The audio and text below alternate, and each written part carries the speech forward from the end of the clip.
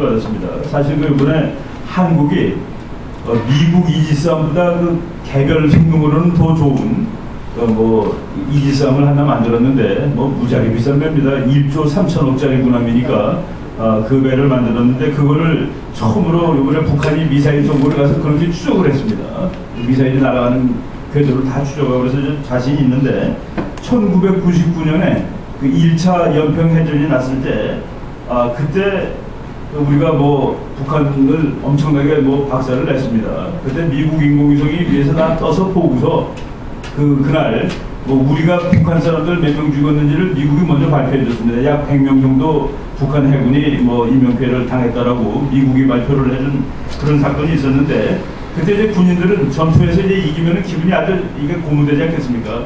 청와대 가서 이제 신나게 보고를 하는데 그때 그렇게밖에 못하겠느냐라는 식으로 핀잔을 받았다고 합니다. 그때 임동원 씨가 뭐 그렇게 얘기를 했다는데 그리고 2002년에 3년 후에는 우리가 맞았습니다.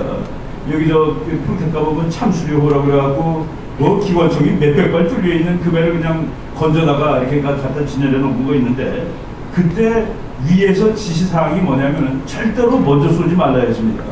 근데 여러분들이 이제 군사전략을 보면 알지만은 해군은 바다 위에 있는데 바다 위에는 육군처럼 엄폐 숨을 곳이 없습니다. 숨을 곳이 없는 데서 싸우는 군인들한테 절대로 먼저 쏘지 말라고 그러는 것은 먼저 맞으라는 소리랑 똑같습니다.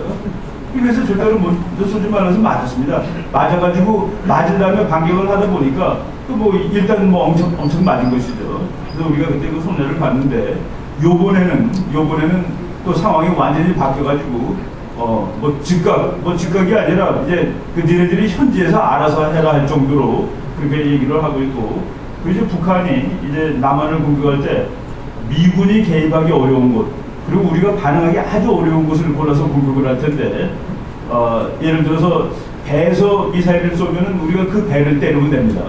근데 만약 북한 본토에서 공격을 하게 되면 어떻게 하느냐는 그런 문제가 생깁니다. 우리가 반격을 할 때 본토를 해야 되는. 근데 이번에 국방장관이 포가 맨 처음에 날아온 그곳을 때리면 된다라고 얘기를 했기 때문에 그 문제도 해결을 해놓은 상태가 됐습니다. 그래서 지금 상당히 대비를 잘하고 있다는 그런 느낌을 받았습니다. 그리고 해군들이 군인들은 이렇게 용기를 북돋아줘야 되는데 해군들이 자기가 최전선이라는 사실을 좋아합니다. 그건 어느 나라 군인이나 마찬가지입니다. 미국이 레이건 대통령 때 리비아를 공격하려고 그러니까 해군이 자기가 하겠다고 그랬습니다. 국군이 이거 공격인데 우리가 해야지. 서로 자기가 하겠다고 그러는 것이 군인인데, 그래서 이제 지금 뭐 우리 국군이 북한에 대해서 도발을 하면은 단호하게 응징하겠다는 그런 마음에서는 잘 갖고 있다고 보입니다. 어제 무슨 세미나를 갔는데 오늘 또 거기서 하시겠지만 프레스센터에서 했는데 이게 보통 어르신들이 와서 앉아 계시는 그 세미나의 분위기는 상당히 보수적입니다. 그죠? 근데 놀란 거가 아주 좌파들이 체계적으로 도전을 하고 질문을 한다는 사실을 받았습니다. 나이가 꽤 든 분인데 뭐 질문권 달라고 막 사회자한테 막 욕설을 해가면서 그 질문권을 얻은 다음에 뭐 이제 이명박 정부를 한참 또 비판하고, 그다음에 또 어제 발표를 하신 분이 이동복 선생이었는데 또 한 사람은 또 손을 들더니만은 뭐 연설을 한참 하더니 뭐 탈북자들이 북한에다 삐라 보내는 거 그걸 북한 입장에서 생각해 보라고 해서 또 항의를 하고 해보는 걸 봤습니다. 근데 그거를 이제 끝나고 나오면서 그때 김서부 차관이라는 분이 이제 노무현 죽은 이후에 좌파들이 보이지 않는 자기네 정부가 있는데 그 정부가 이제 작동하기 시작하는 모습이 여기서 보인다라고 얘기할 정도로 그런 모습을 어제 발견할 수가 있습니다.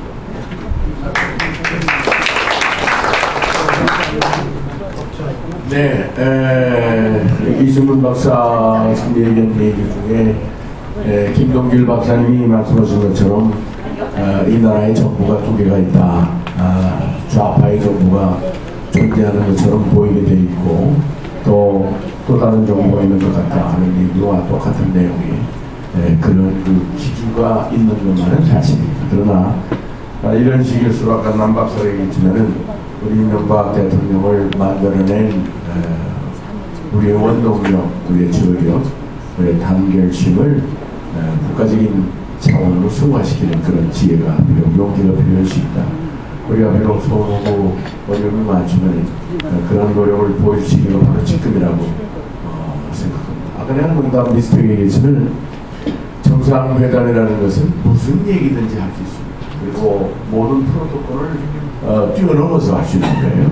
그러니까 외무부 공무원들이 만들어낸, 외교관들이 만들어낸 프로토콜만 딱 끝내고 얘기하려면은 대통령 정상회담 갈 필요 없어요.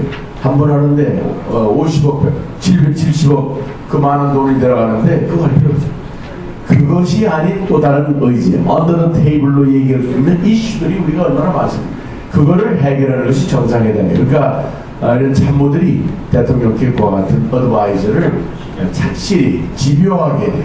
대통령은 이런 얘기를 싫어한다, 이런 타입을 싫어한다, 거기에 빠져가지고 어드바이저를 포기하거나 이 도전을 포기하면 안 됩니다. 국가이익을 지키기 위해서 공직자들은 자기가 해야 할 일을 끝까지 하는데 그 중에 하나는 대통령을 설득시키는 일이다. 이것을 우리가 민주주의 사회에서 룰 오브 게임, 정권을 유지해가는 하나의 큰 파워다, 그런 생각을 갖습니다. 그래서 이 전작권 문제에 대해서 어떤 형태로든지 간에 말로 오든 눈 맞춤으로 오든 뭐든지 간에 한미동맹관계는 연합사 직전인 2012년에는 안 된다 하는 그런 합의가, 컨센서스가 이루어진다는 그런 냄새들이 풍겨 나오도록 만들어야 된다는 겁니다. 그런 언론을 통해서든지 어떤 특별한 기자의 특종을 통해서라도 그런 것들이 필요하다 하는 생각을 갖습니다. 그래야 북한의 도발적이고 좌파들의 도발적인 움직임이 역시 쇠퇴할 것이 아닌가 하는 생각을 갖습니다. 또 하나 아까 잠시 얘기했지만은 조문정국, 남북 가기 전에 얘기한다는 게 조금 빠졌는데, 이 조문정계 정국이 벌어진 이유는 김동길 박사가 지금 외롭게 얘기를 하고 있지만은 이제 많은 공감대를 형성할 겁니다.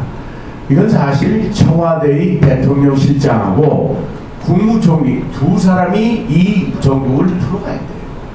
총대도 그들이 매야 되고 총알을 맞아도 그들이 맞아야 되고, 그리고 한성수 총리는 국회의원도 하고 정치를 오래 한 사람이에요. 직업 공무원이 아니에요. 그러면 총리 명예를 걸고 대한민국의 명예를 걸고 대통령 앞에서 잘못된 판단이 있을 때 총탄을 맞을 각오라고 밀어붙여야지요. 왜 마지막 결정을 자기가 하지 않고 이 어려운 결정을 윌슨으로 대통령한테 밀어내게요? 왜 스스로 행정총리, 의전총리임을 자임하느냐 이거예요. 총리 할 만큼 했어요. 이제 1년 했으니까 언제 내려온다 하더라도 국가의 보탬이 되고 이 나라 역사의 보탬이 되는 그런 모습으로 나와야지, 좋은 자리만 다 즐기는 그런 경력관리의 유능한 인사가 돼서는 안 된다 이거예요. 그 나이값 하라 이거지, 경륜값 하라 이거예요. 이런 사람들이 필요시킵니다 우리가. 왜 그 자리를 지키느냐 이게, 이런 정도 되면 그 자리에 나와야죠. 대통령이 나가라 올 때까지 기다릴 게 아닙니다. 한성수 총리는 떠나야 돼요. 총리가 이게 지금 한나라당이 엉뚱하게 자기들끼리 싸우고 있는데 저희들은 싸울 때가 아니고 달아볼 때예요. 한나라당은 달아볼 때예요. 그리고 물러날 사람들은 총리실, 대통령실 실장 이런 사람들이 물러나야 됩니다. 그건 대통령이 원하든 원치 않든 나는 이제 일이 끝나서 가겠습니다. 새로운 사람들과 더불어서 대통령이 겪고 있는 이 어려움, 이 새로운 이명박 정부의 겪고 있는 이 어려움을 극복할 만한 적재적소의 인재들을 더 뽑아서 쓰십시오. 실천되기보다는 경륜에 있는 원로들의 정치를 하십시오. 이렇게 없다면 얼마나 좋아요. 그래서 요즘 여러 가지 얘기들을 많이 합니다. 이명박 정부가 어렵다. 한나라당이 다음번 내년 지방선거나 내년 교육감 선거, 여러 선거에서 이제 참패할 것이다 하는 예보들을 많이 합니다. 이거는 좌파들이 퍼뜨리는 스페큘레이션이고 루머인 것만은 틀림없고, 또 이런 조문정국으로 통해서 사람들이 정서 속에 40만 50만 인파들이 모이고 그러니까 약간 동요가 있는 것만은 사실입니다. 지금 말씀드립니다. 대한민국 정치는 역전과 반전의 연속입니다. 어떠한 정국도 한 달 이상 지속되는 법이 없어요. 그럼 얽힐도 잘 얽히면 뒤집어지고도 잘 뒤집어지는 게 대한민국의 정치 현실입니다. 우리는 뒤집을 수 있는 힘이 있고 또 그런 용기와 결단을 가지고 우리 이 시대를 만들었지 않습니까? 우리 이명박 정부 탄생에 얼마나 많은 노력을 했습니까? 10년 동안. 그러니까 이 우리들의 공로와 이 정성과 노력이 결코 헛되지 않을 것이라고 믿습니다. 그래서 오늘 11시에 지금부터 이제 우리는 11시 프레스센터에 가야 합니다. 그리고 6월 15일 날 일 대통령이 16일 날 출발하셨는데 이제 15일 날 우리가 또 다시 서울역 앞에서 서울역 앞에서 한미연합사 해체 반대 군중대회를 할 겁니다. 그래서 이 민의 활동을 아주 적극적으로 하게 되니 그렇게 하시고 또 오늘 우리 임종홍 회원 어디 갔어? 임종홍 회원이 우리 국가의 행자부의 지원도 받지만은 결국 우리 매칭 펀드가 있어야 돼요. 우리 운영비가